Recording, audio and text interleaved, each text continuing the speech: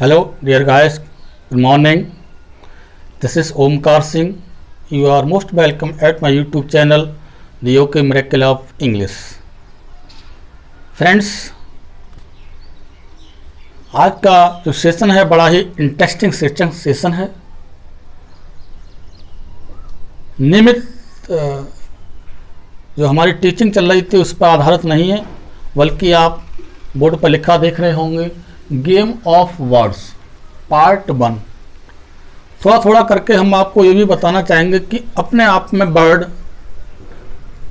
कुछ नहीं हो सकता, कुछ हो सकते हैं लेकिन सब वर्ड कुछ नहीं हो सकते। मतलब कहने का है कि कोई वर्ड अपने आप में निश्चित ये नहीं कह सकते कि नाउन है, प्रोनाउन है, वर्ब है, एडजेक्टिव है, एडवर्ब है।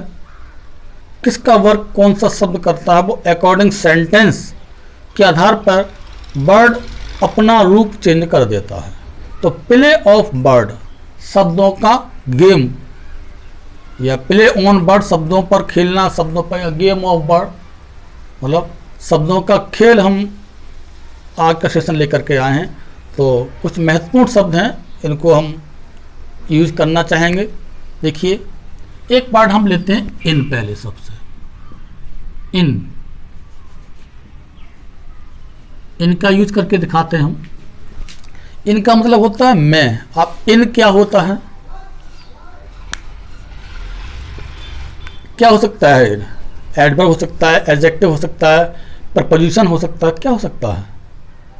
तो आप इसको क्या कह सकते हैं?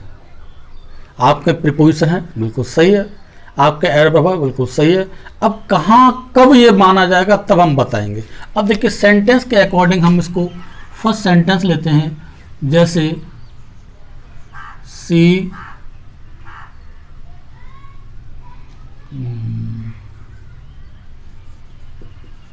लिव्स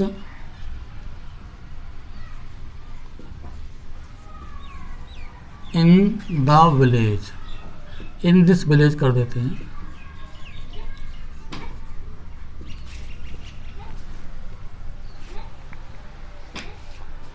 अब इस सेंटेंस में सी लिव्स वह रहती है इन दिस विलेज, इस गांव में। क्या किसका यूज है, क्या समझ रहे हैं इसके लिए आप? तो देखिए, लिंक कर रही है किसको, सी को, और किससे लिंक कर रही है? दिस विलेज से। अर्थात किसी नाउन या प्रोनाउन को दूसरे नाउन या प्रोनाउन या सेंटेंस से लिंक करने वाला या जोड़ने वाला, मिडिल का काम करने वाला, मीडिएटर काम करने वाला प्रीपोजिशन का वर्क करता है। फ्रेंड्स, किसका वर्क करता है? प्रीपोजिशन का वर्क करता है। रहती है कहाँ? गांव में, तो उसको और गांव को लिंक करने का वर्क कर दिया इन ने। तो इन हमारा यहाँ पर क्या है? Preposition, preposition. ओके। अब सेम सेंटेंस हम दूसरा देखते हैं। कम इन, कम इन, अंदर आइए, बताते हैं कम इन, अंदर आइए। अब इन किसका वर्क कर रहा है यहाँ पर? अब प्रीपोजिशन नहीं है ये क्या है? ये एडवर्ब का वर्क कर रहा है, क्योंकि किसको मॉडिफाई कर रहा है? कम को, जो कि वर्ब है। तो यहाँ पे ये किसका यूज है? ये एडवर्ब होगा। फ्रेंड्स, समझ में आ रही होगी बात? तो यूज के अकॉर्डिंग अब इन ये भी है, इन ये भी है। वर्ब के बाद यहाँ भी यूज हुआ, वर्ब के बाद यहाँ भी, लेकिन इसका वर्क और है।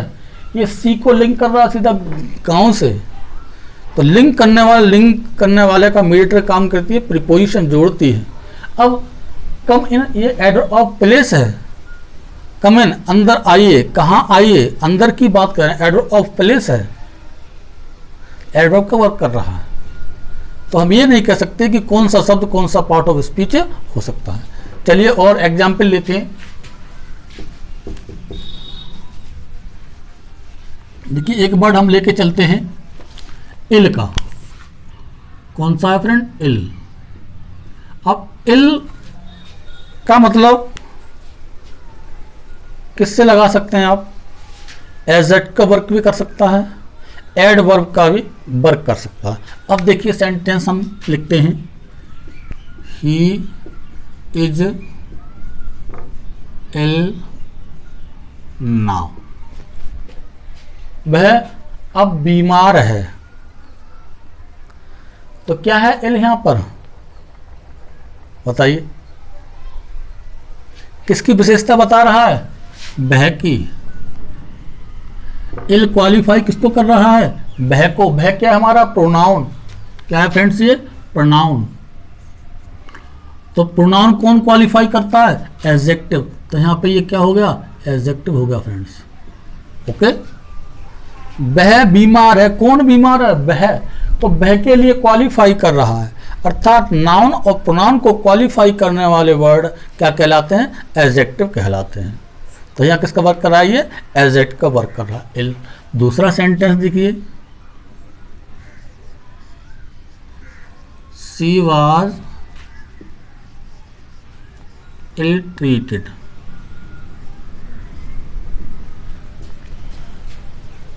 अब सी वाज इल मतलब होता है बुरा, इसका मतलब क्या है, बुरा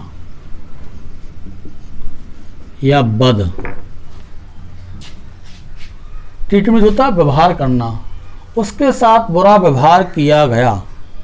तो किसको मॉडिफाई कर रहा है, उसको नहीं कर रहा बल्कि बुरा व्यवहार किया गया, अर्थात इल ट्रीट को मॉडिफाई कर रहा है। और ट्रीट क्या हमारा, वर्ब है। तो फिर इल क्या हो जाएगा हमारा, एडवर्ब हो जाएगा। सीधी सी बात है कि वर्ब को मॉडिफाई करने का काम किसका होता है, इल का होता है, सॉरी एडवर्ब का होता है। तो अकॉर्डिंग सेंस हम शब्द को यूज कर सकते हैं। ओके,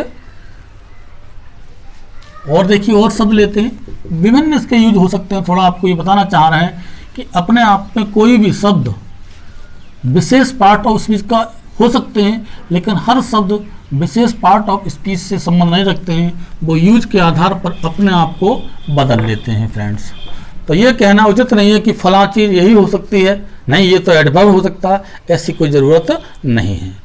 एडजेक्टिव हो सकता है, नाउन का वर्क भी कर सकता है कहीं कहीं भाई। तो देखिए एक शब्द हम लेते हैं ओनली। अब ओनली एग्जाम्पल लिखते हैं, ही राइट्स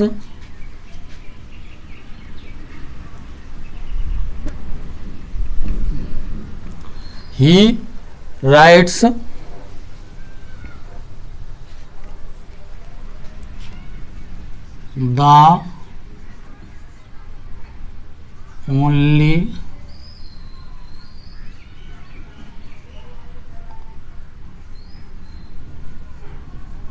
to me।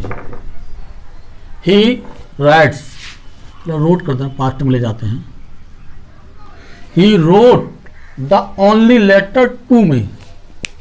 अब यहाँ पर ओनली किसका वर्क कर रहा है, बताइए। अब ओनली किसको मॉडिफाई कर रहा है, ही रोट, उसने लिखा द ओनली लेटर, केवल लेटर, उसने केवल लेटर लिखा तुम मेरे लिए, अर्थात कि ने केवल लेटर लिखा, उसने कुछ नहीं किया, फोन नहीं किया, केवल लेटर लिख दिया। तो किसको क्वालिफाई कर रहा है, लेटर को क्वालिफाई कर रहा है। जब लेटर को क्वालिफाई कर रहा है, लेटर हमारा क्या है यहाँ पर फ्रेंड्स, नाउन है। क्या है, नाउन। और नाउन को क्वालिफाई करने का वर्क किसका होता है, एडजेक्टिव का होता है। He wrote the only letter to me, उसने मेरे लिए केवल पत्र लिखा, ना फोन कॉल्स किया, ना कोई अन्य संदेश भेजा, मतलब किसी तरह तार किया, बल्कि क्या किया, उसने केवल पत्र लिखा। कहना साहब तूने मुंह से तो कही ना, केवल पत्र लिख दिया। तो केवल पत्र किसकी विशेषता बता रहा है, लेटर की। लेटर नाउन है, नाउन की विशेषता बताने वाले शब्द होते हैं एडजेक्टिव। तो फ्रेंड्स यहाँ पे एडजेक्टिव वर्क कर रहा है। दूसरा लिखिए,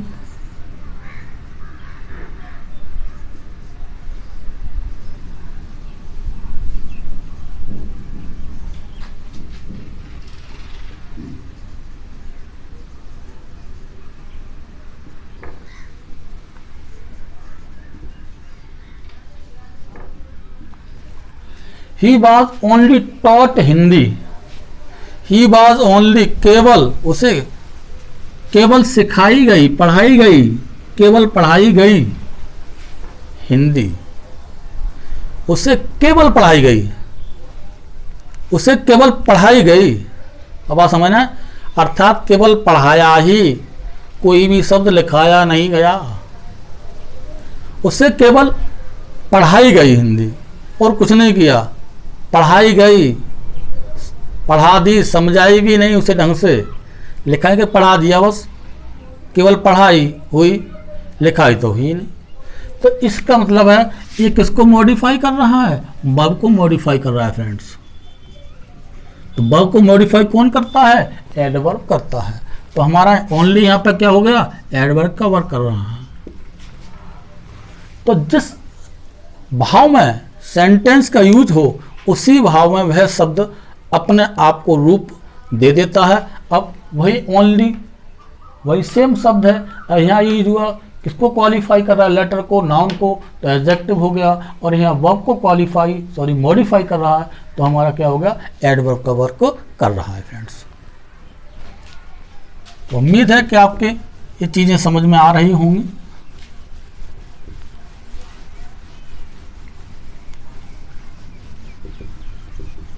फ्रेंड्स, एक एक चीज़ को समझते जाइए। जब आप प्रत्येक चीज़ को समझेंगे तो निश्चित रूप से आप सफल होंगे। अब देखिए, एक वर्ड हम लेते हैं alone.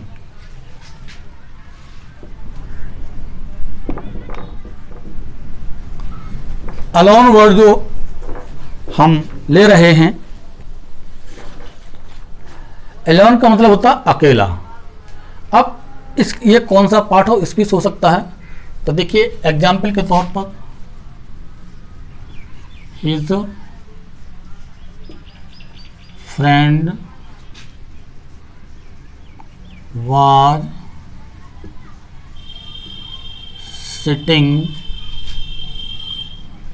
Alone in the class. His friend was sitting, बैठा था, अलोन अकेला, इन द क्लास, अकेला बैठा था, अकेला बैठा था, अकेला बैठा था। अब बैठा किसको मॉडिफाई कर रहा है? सिटिंग को। सिटिंग क्या है हमारा?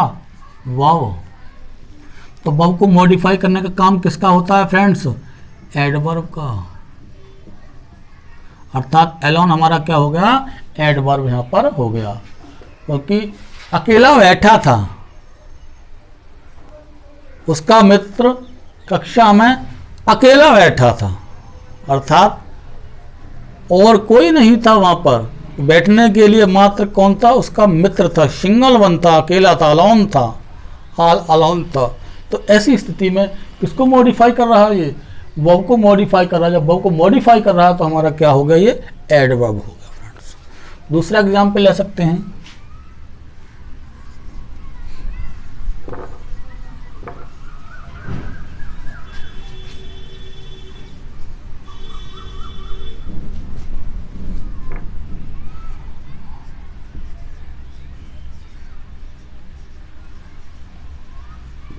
ये सेंटेंस ले लिया हमने, she was alone in the room.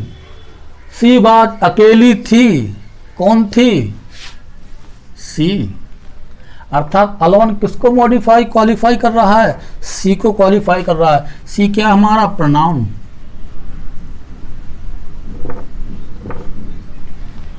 She was alone, वह अकेली थी, कौन थी? सी।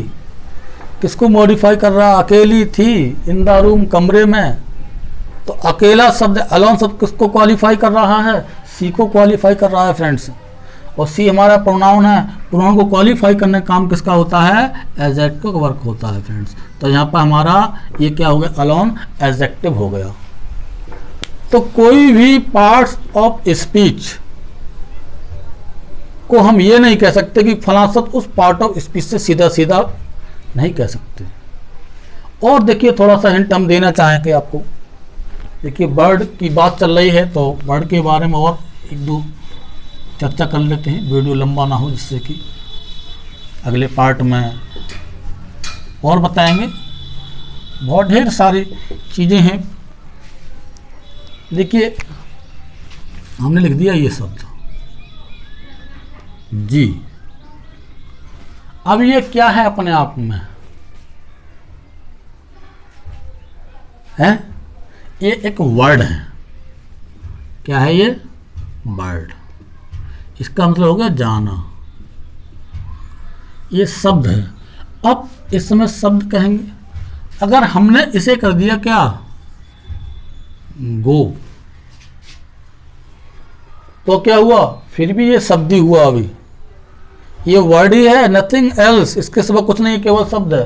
चाहे स्मॉल में लिख दो चाहे कैपिटल में लिख दो फर्स्ट लेटर, ये भी शब्द है, ये भी शब्द है। अब हमने क्या कर दिया? यहाँ लगा दिया पॉइंट। अब ये क्या हो गया हमारा? ये सेंटेंस हो गया फ्रेंड्स। और ये क्या बन गया? शब्द के साथ साथ ये क्या हो गया? वर्ब हो गया। और वर्ब के साथ साथ ये क्या हो गया हमारा? एक सेंटेंस हो गया। ध्यान दीजिए, देखिए हमारा गो था, ये भी था, ये भी था। पॉइंट लगाने से पहले ये केवल वर्ड का काम कर रहा था, एक मात्र शब्द था। सभी शब्द ही होते हैं अपने आप में। जैसे ही हमने पॉइंट लगाया, गो बन गया। अब गो बनते ही सेंटेंस बन गया। फुल स्टॉप लगाने से एक सेंटेंस का रूप धारण कर लिया इसने। अब सेंटेंस में क्या क्या चीज़ होती है? सब्जेक्ट होता है, ऑक्सिलरी वर्ब हो सकती है, मैन वर्ब हो सकती है, ऑब्जेक्ट हो सकता है, सब्जेक्ट प्रेडिकेट, मतलब सब सेंटेंस बनता है। अब ये कैसा सेंटेंस है? ये हमारा इंपेरेटिव सेंटेंस है फ्रेंड्स। कैसा है? Imperative sentence.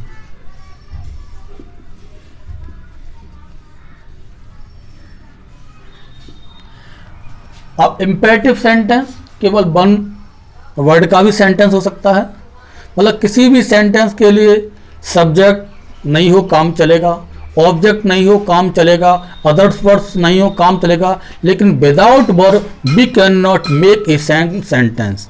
बिना शब्द के हम किसी सेंटेंस का निर्माण नहीं कर सकते। अब ये सेंटेंस बन गया जीओ, गो मतलब जाओ। आदेश दिया जा रहा है, इंपेरेटिव सेंटेंस है। और गो क्या होगा हमारा? वर्ब। अब ये वर्ब कहलाएंगे। यहाँ वर्ब नहीं कहेंगे इसके लिए, ये वर्ब नहीं कह सकते हम। गो क्या है? वर्ब है। कुछ जरूरी है वर्ब है? कैसे कह सकते हैं वर्ब? कैसे कह सकते हैं वर्ब भाई? जब तक उसका रूप में नहीं आता। एक वर्ड है, वर्ब नहीं कह सकते, वर्ड कहना चाहिए। मेरा मानना है कि वर्ब जो क्रिया गो। अब क्या हुआ? गो क्रिया, क्या क्रिया? लेकिन अब यहाँ क्रिया का सेंस क्लियर हो रहा है, तो यहाँ पर हमारा क्या होना चाहिए? ये वर्ब कहलाएगा। और यहाँ तक ये वर्ड इसको कहना चाहिए, वर्ब नहीं कहना चाहिए। मेरा तो मानना यही है। तो इस तरह से अपने आप में सभी वर्ड होते हैं और उनके यूज के बाद वो अपने पार्ट ऑफ स्पीच का रूप धारण कर लेते हैं। जैसे ओनली का यूज हमने करके दिखाया, इनका करके दिखाया, अलोन का यूज करके दिखाया, इनका यूज करके दिखाया, और बहुत ढेर सारे वर्ड हैं। तो अगले पार्ट को, सेकंड पार्ट लेकर हम फिर हाजिर होंगे। टेक केयर, ध्यान दीजिए, मेमोरी को शार्प करने की कोशिश कीजिए। छोटी छोटी इस तरह की इंपॉर्टेंट चीज़ों को देखिए और आपका नॉलेज दिन ब दिन बढ़ता चला जाएगा। Take care, bye.